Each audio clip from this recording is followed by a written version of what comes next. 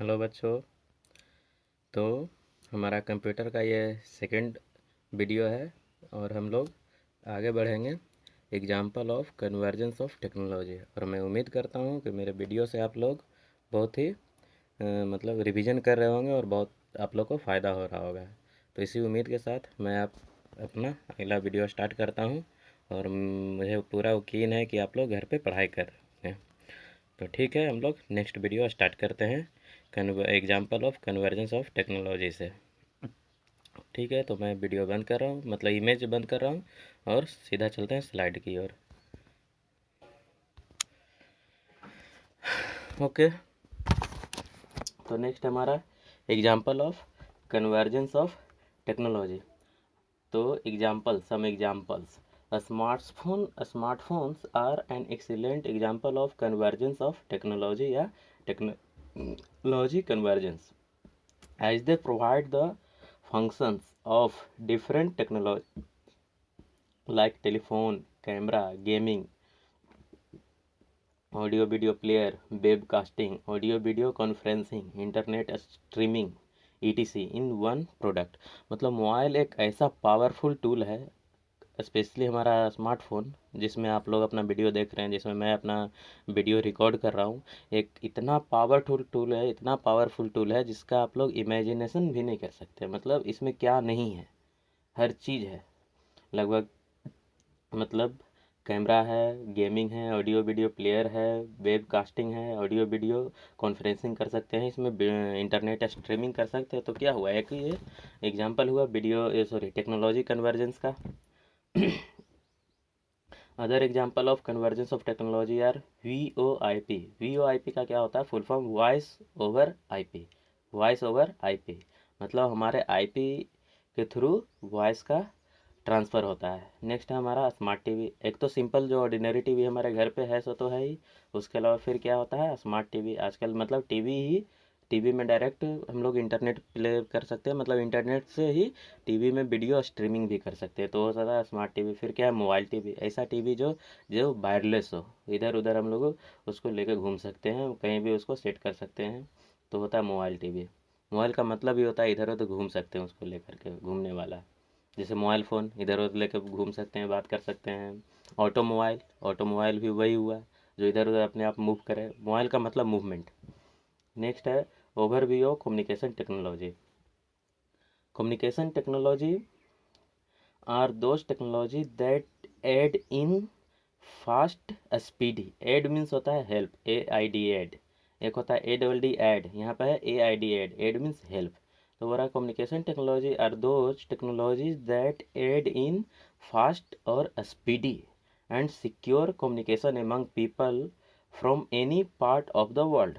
मतलब पूरे वर्ल्ड के किसी भी कोने से, किसी भी पार्ट से हम लोग किसी से भी कम्युनिकेट कर सकते हैं, वो भी सिक्योरली कम्युनिकेट कर सकते हैं। ऐसा नहीं कि हमारा डेटा बीच में लीक हो जाए। तो ये क्या हो, इससे कि ये किससे पॉसिबल है, ये कम्युनिकेशन टेक्नोलॉजी से ये चीज़ पॉसिबल है। ये कम्युनिकेशन टेक्नोलॉजी हमें हेल्प करता है। Some common and popular communication technology of today's age are. तो आज के टाइम का कुछ पॉपुलर और कुछ सम कॉमन टेक्नोलॉजी है, कम्युनिकेशन टेक्नोलॉजी है, वो मैं बताने जा रहा हूँ। सबसे फर्स्ट है email. Email is the short form of electronic mail. तो ईमेल जो है बहुत ही मतलब कॉमनली यूज होता है और बहुत ही मतलब ये ऐसा बोल सकते हैं कि ऑफिशियल जो हमारा है ऑफिशियल पर्पस से ईमेल का यूज करते हैं। ऐसे तो लेटर वगैरह सेंड करने के लिए, किसी को मेल करने, मैसेज करने के लिए, स्पेशली मैसेज करने के लिए बहुत सारा एप्लीकेशन है हमारे पास। व्हाट्सएप है, फेसबुक मैसेंजर है, बहुत सारा मैसेजिंग टूल है, लेकिन ईमेल ही हम लोग यूज करते हैं स्पेशली अगर हमें ऑफिशियल किसी से बातचीत करना हो, ऑफिशियल किसी को मेल करना हो, ऑफिशियल किसी को कुछ भी इन्फॉर्मेशन देना हो तो ईमेल का ही यूज़ करते हैं। याद रखिएगा, ये ईमेल बहुत ही मतलब ज़रूरी चीज़ है।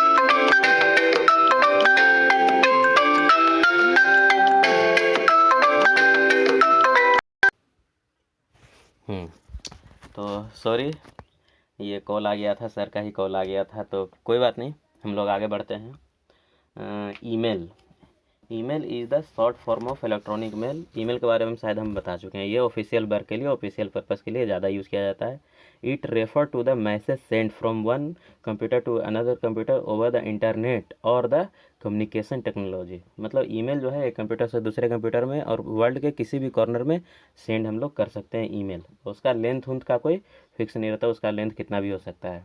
उसके बाद है शॉर्ट मैसेज सर्विसेज, एसएमएस, जो मोबाइल में जनरली हम लोग आज के मोबाइल में भी है और बहुत पहले के मोबाइल में भी वो रहता ही था, लेकिन उसका क्या है, लिमिटेशन है। तो वही बोल रहा है commonly refer to as text, commonly refer to as texting. मतलब इसमें केवल टेक्स्ट मैसेज ही सेंड कर सकते हैं। लेकिन ईमेल में क्या है, ईमेल में हम लोग अटैचमेंट के रूप में कुछ भी सेंड कर सकते हैं। जैसे ईमेल में हम लोग अटैचमेंट के रूप में ऑडियो, वीडियो, इमेज, ग्राफिक्स कुछ भी सेंड कर सकते हैं। लेकिन एसएमएस में ऐसा नहीं है, ये जनरली टेक्सटिंग के लिए ही यूज़ किया जाता है।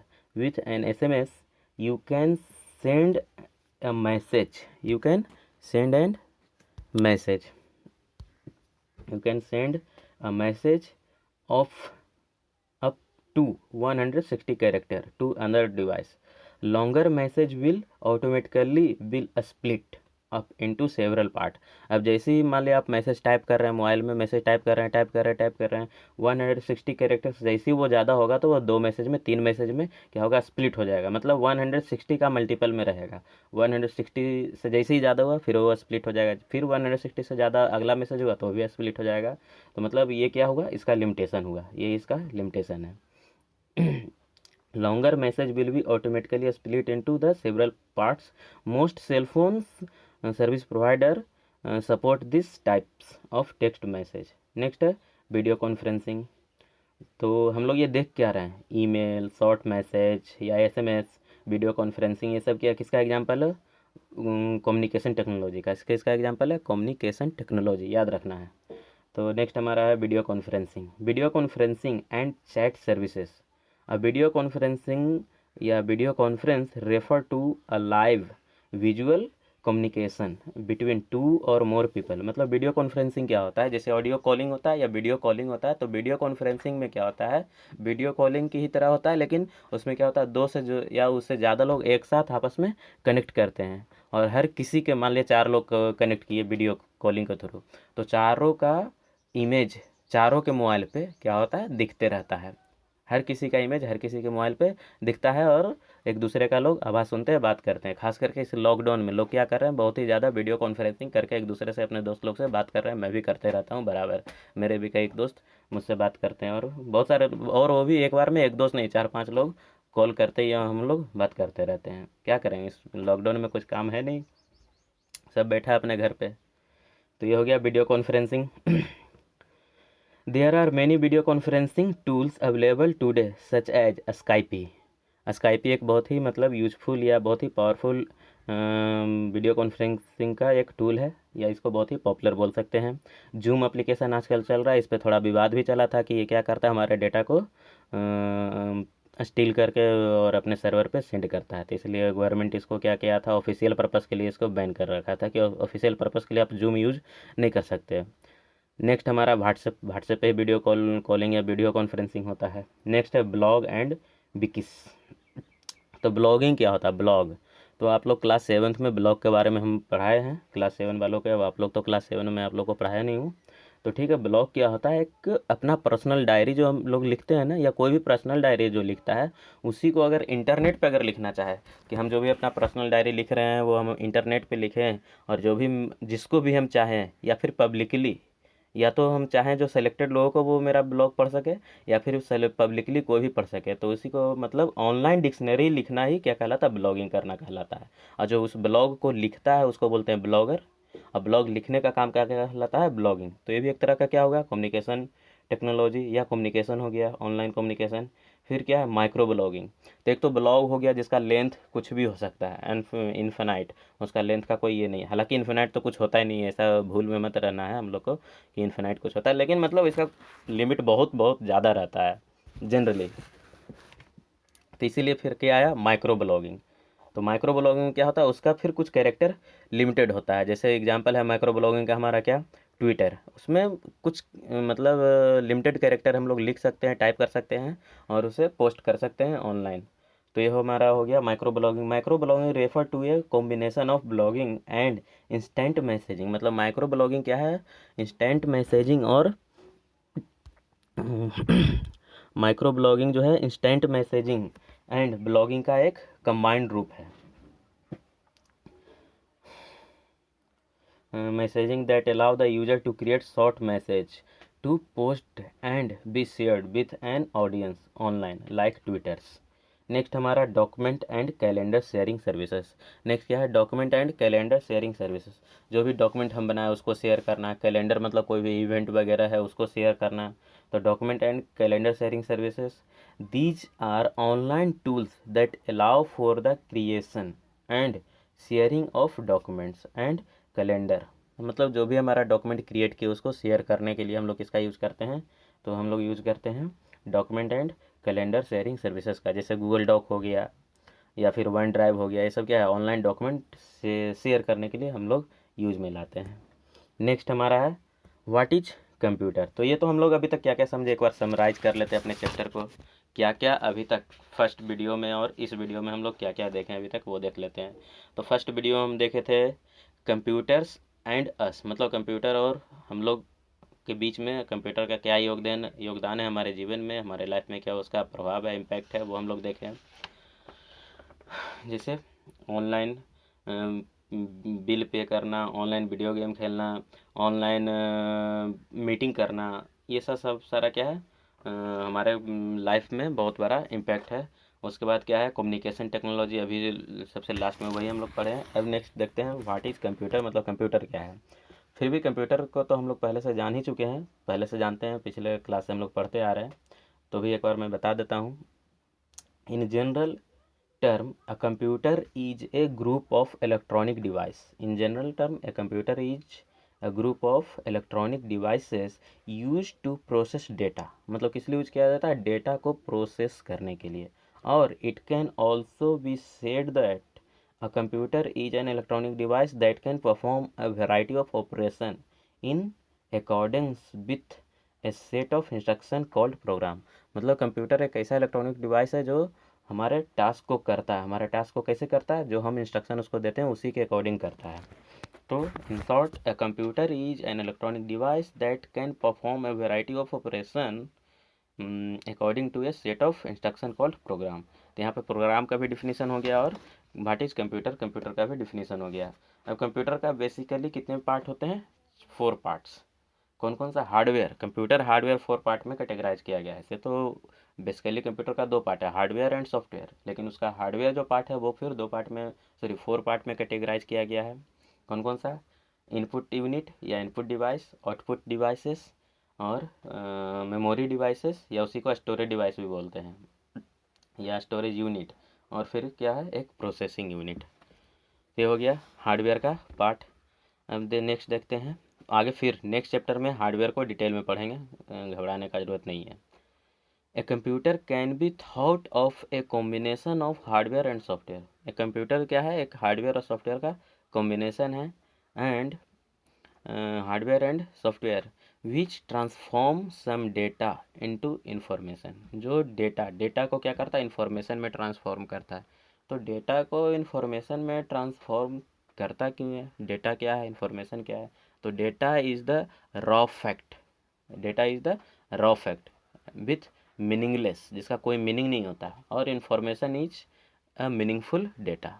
Information is a meaningful data, मतलब इन्फॉर्मेशन क्या है, कैसा मीनिंगफुल डेटा जिसका कुछ ना कुछ मीनिंग हो। तो ये मेन डिफरेंस है रॉ फैक्ट मतलब डेटा और इन्फॉर्मेशन में।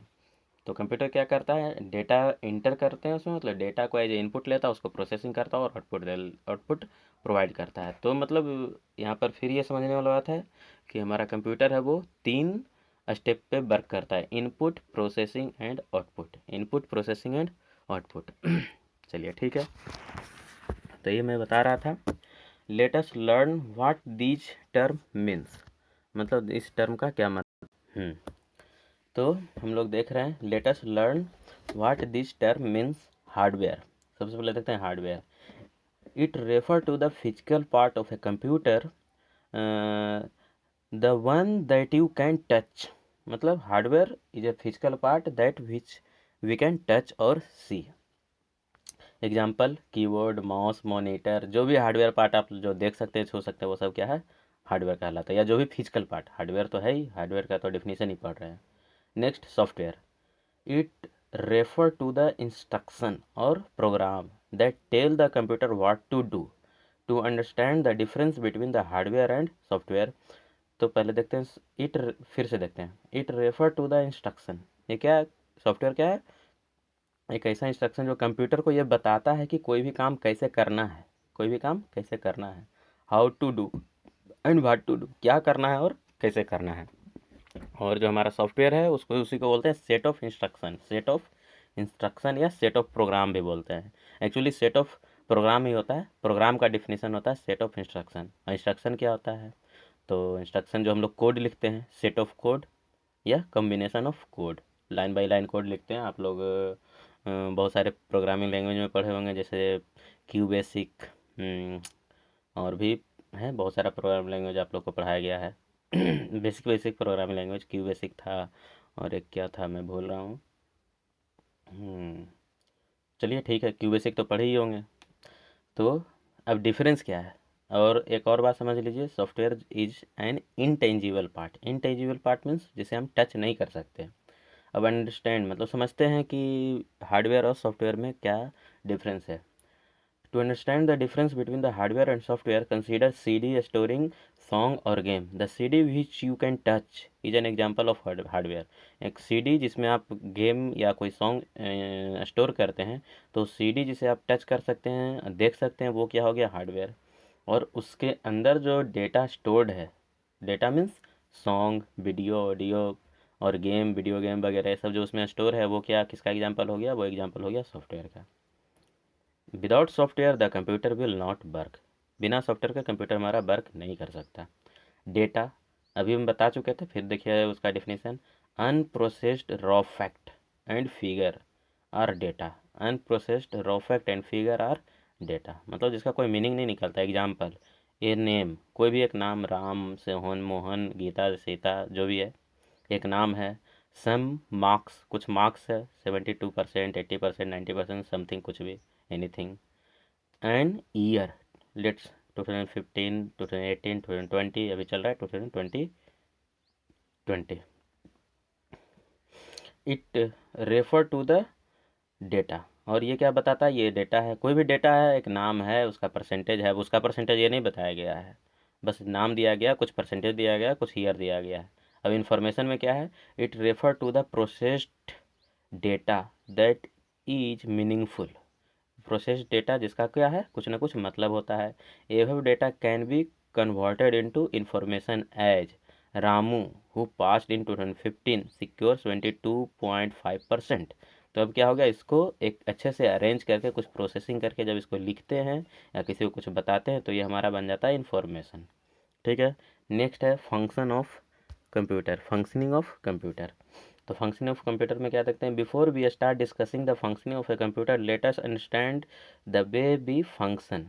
द वे बी फंक्शन मतलब कंप्यूटर का फंक्शनिंग स्टार्ट करने से पहले हम लोग समझते हैं कि हम लोग का फंक्शन क्या है, हम लोग कैसे वर्क करते हैं। मतलब हम लोग कुछ टास्क हम लोग को परफॉर्म करना होता है, या मान लो आप ही को हम कुछ होमवर्क देते हैं, कुछ टास्क देते हैं, तो आप लोग क्या करते हैं, तो उसके बारे में पहले समझते हैं। Consider a case when you या when your mother ask you to bring a cake and pastry from the market। मान लीजिए आपकी माँ, ऐसे तो लॉकडाउन में कोई नहीं बोलेंगे, फिर भी मान लो पूरा मतलब हमारा नॉर्मल डे है, तो अगर आपके मम्मी अगर मार्केट से कुछ लाने बोलते हैं, कुछ केक वगैरह, कुछ बिस्किट वगैरह, कुछ वेजिटेबल्स वगैरह, तो क्या होगा, तो ये बोल रहा है consider a case when your mother ask you to bring cake and pastry from the market. You go to the market, purchase both the things and give it to your mother. क्या करोगे आप, market जाओगे, वो जो भी purchase करने के लिए बोलेंगे वो मार्केट से परचेज करोगे, ला करके अपनी माँ को दे दोगे। Numbers etc given in the book are fictional। Any similarity with a real number is purely coincidental. मतलब जो भी नंबर इस बुक में दिया हुआ है वो क्या है, एक फिक्शनल है, मतलब इमेजिन किया हुआ है। वो उसका अगर कुछ हमारे जीवन से अगर उसका कुछ मैचिंग होता है तो हम उसको क्या मानते हैं, एक बस वो हो गया, कोइंसिडेंटली हो गया, अचानक से कुछ हो गया, खैर उसका कोई मतलब नहीं है। You want to talk to one of your friend, his phone number is, मतलब इसी के लिए अभी जो डिस्क्लेमर दिया गया ना, इसी को बोलता है डिस्क्लेमर। मतलब यहाँ पे जो फ़ोन नंबर दिया गया है, चलिए मैं आपको बताता हूँ। ये जो फ़ोन नंबर दिया गया है इसी के बारे में बोल रहा है कि ये जो नंबर, ये जो है ये क्या है, बस एक कोइंसिडेंट है, अगर कहीं मैचिंग होता है तो ये बस ऐसे ही रैंडम दे दिया गया है। वही बोल रहा है अभी ऊपर वाले लाइन में, ये अभी जो बोल रहा है वो इसके बारे में बोल रहे हैं। ये लाइन बोल रहा है, number etc given in the book are fictional, any similarity with real number in purely coincidental. मतलब वो उसका कोई उस पर ज़्यादा ध्यान नहीं देता। कोई भी मूवी वगैरह भी स्टार्ट होता तो देता है ना कि इस फिल्म के सारे पात्र और घटनाएं काल्पनिक है, अगर इसका वास्तविक जीवन से कोई भी मतलब रिलेशन नहीं है, अगर कुछ समानता मिलता है तो बस एक संयोग से है। उसी तरह यहाँ भी बस कोइंसिडेंट है, अगर कुछ भी नंबर किसी का मैचिंग कर जाता है तो ठीक है, हम लोग देखते हैं आगे। You want to talk to your one of the friend, you you want to talk to your one of your friend, his phone number is 7455 something like that, so you dial up the number and speak to your friend। अगर आपको अपने friend से बात करना है तो क्या करोगे, आप नंबर डायल करोगे, उससे बात करोगे। Your mom has to make a tea so see take certain things, ingredient का मतलब किसी भी, मतलब कोई भी फूड बनाने के लिए जो भी आइटम्स लगता है, जो भी सामग्री लगता है, उसी को बोलते हैं इंग्रेडिएंट। ठीक है, तो इंग्रेडिएंट का मतलब समझ में आ गया। तो इंग्रेडिएंट यहाँ क्या हो गया, 3/4 cup of water, 1/2 teaspoon leaf, 1/2 teaspoon sugar and 1/2 cup of milk।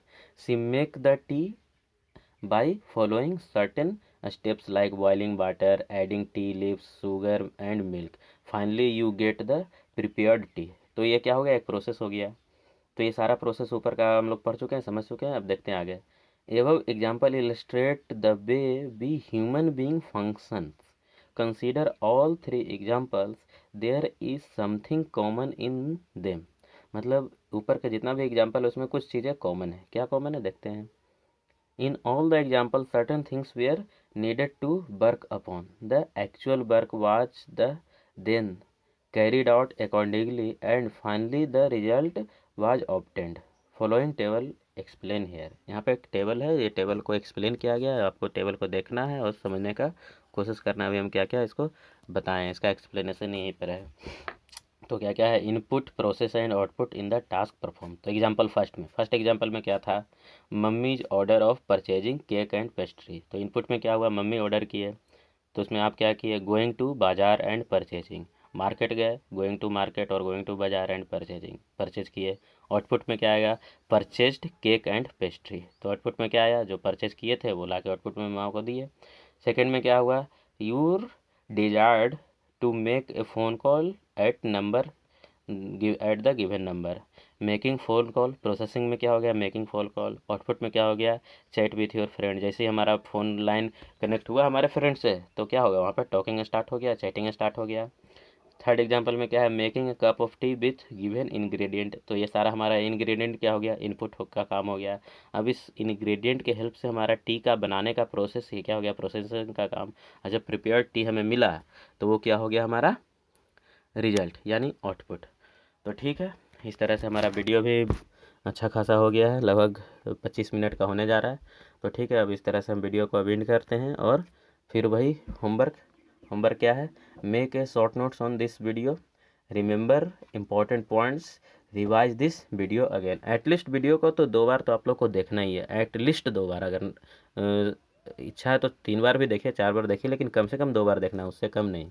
तो ठीक है, अब नेक्स्ट वीडियो में हम लोग मिलते हैं, तब तक के लिए बाय।